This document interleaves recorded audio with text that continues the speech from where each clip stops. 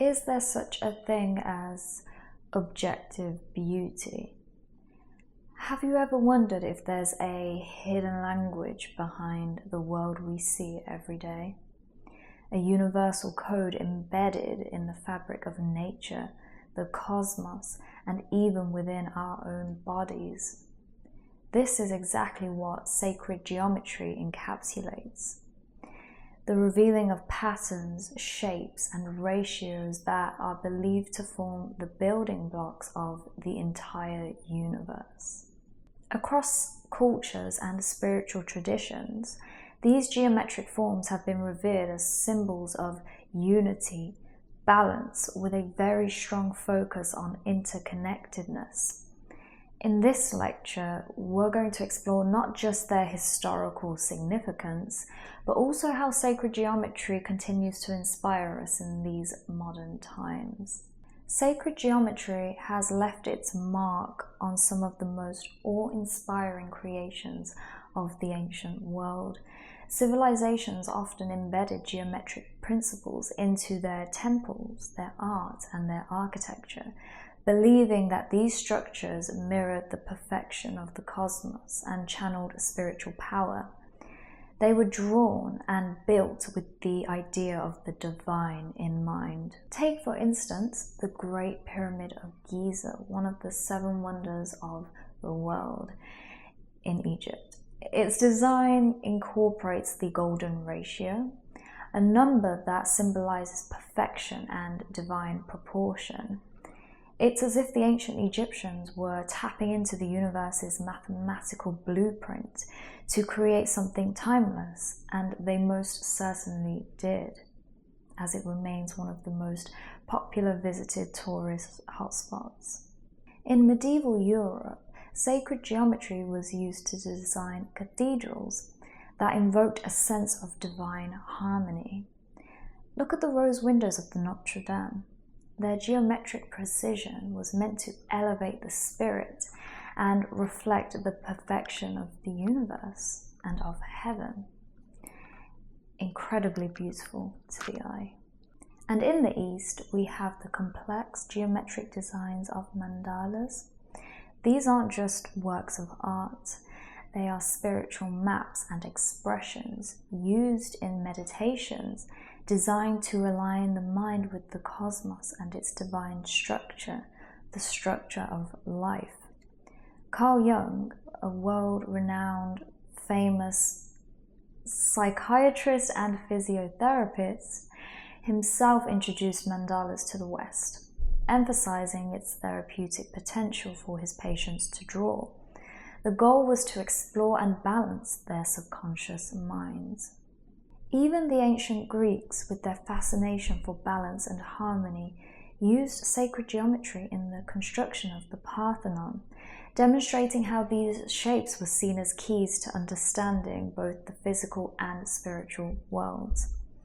There is a conversation of how similar it was built to the proportions of the golden ratio, showcasing nonetheless the Greeks' mastery of geometric principles. There are many profound symbols in sacred geometry, and they are not just beautiful to look at. They carry deep meanings and are believed to hold the mysteries and secrets of the universe. The flower of life, this ancient symbol, consists of overlapping circles and is often seen as the blueprint of creation. Many believe it contains the basis for all of existence, from the structure of the human body to the orbits of planets, a representation of life and interconnectedness. Then we have the golden ratio, also known as phi. You can find this ratio in the spirals of seashells, the arrangement of leaves, and even in the proportions of the human face. It's considered the divine proportion, representing balance, beauty, and even infinity. Metatron is another powerful symbol.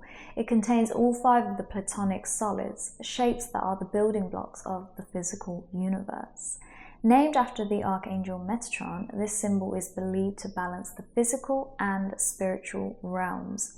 Metatron is also known to be a powerful archangel, acting as the celestial scribe to the Book of Life, which keeps track of all the choices made by both earthly beings and divine beings. This archangel is of course prevalent in the Abrahamic religions, but more specifically in Judaism and rabbinic literature. The Vesica Piscis is formed by the intersection of two circles representing duality, balance, and creation. In many traditions, it's seen as a symbol of the divine feminine and the sacred union of opposites. It is also known to represent the intersection of the conscious mind, the subconscious soul, and the superconscious spirit. Finally, we have the Fibonacci spiral, which comes from the Fibonacci sequence. This sequence is often taught in schools worldwide. You can see this spiral in the formation of galaxies, the pattern of hurricanes, and the growth of plants. It's a symbol of life's organic unfolding, reflecting the inherent order of nature. Sacred geometry, like tradition itself, isn't just a relic of the past. It continues to inspire artists, architects, and spiritual seekers of today. Whilst I do hope to explore traditional and sacred architecture in future videos, I'd like to briefly introduce the modern work of Buckminster Fuller, whose geodesic domes are both known to be aesthetically pleasing and highly efficient. Two important words that modern literature and modern art use today. They are built using the same principles of sacred geometry. He promoted these domes as a symbol of freedom. And whilst there is a discourse between traditional and modern architecture, what do you think about this piece of work? Does it appeal to your personal definition of beauty? Can there be an overlap between sacred geometry and modern art? Or is that truly just reserved for traditional divine intentions? Traditionalists often contrast their appreciation of sacred geometry with the modern materialistic worldview, which tends to see geometry as purely functional or aesthetic. In their critique of modernity, they argue that modern science and art have lost the sacred dimensions of geometry, reducing it to mere abstraction without recognizing its spiritual origins and purpose. Sacred geometry for traditionalists is a reminder of the lost wisdom of ancient civilizations that saw the world as an interconnected web of material and spiritual realities. Now, this is a view that I can personally relate to and form an opinion on, with the idea of lost wisdom from ancient teachings within the manifestation community, but also this can be and is replicated in art, in literature, in philosophies, the way of life, and it's definitely reflected as a contrast between modernity and traditionalism.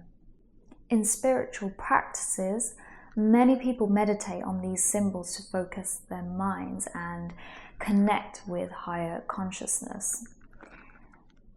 These geometric shapes, like yantras, are used in yoga and meditation as tools to delve deeper into spiritual knowledge. Another fascinating but modern application is in cymatics, the study of visible sound vibrations. And I find this incredibly interesting. When sound waves move through water or sand, they form intricate geometric patterns, showing how geometry underpins the fabric of reality itself. It's around us, within us, from us. It's just within the building blocks of possibly reality itself, as I've just said.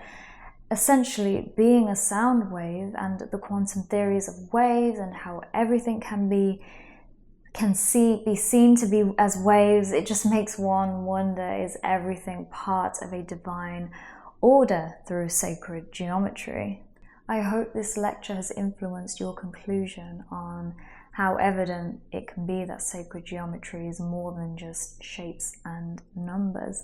It's a universal language revealing the underlying structure of reality. Through these symbols, people across time, histories, and traditions have sought to understand the cosmos, connect with the divine, express its beauty, and explore deeper layers of personal and spiritual growth. The patterns of nature aren't random. They're reflections of an interconnected, intelligent universe. By studying sacred geometry, we gain a deeper appreciation for the harmony, order, and a notion of objective beauty that governs our world. There are many videos, resources on sacred geometry, so if this interests you, I do encourage you to explore this fascinating subject, and I will put some links to some useful resources I have found in the description below. I hope you enjoyed this lecture, and I'd like to end this video with my disclaimer that I am by no means claiming that I am knowledgeable in everything, except that I am in the humble pursuit of wisdom. Thank you so much for watching.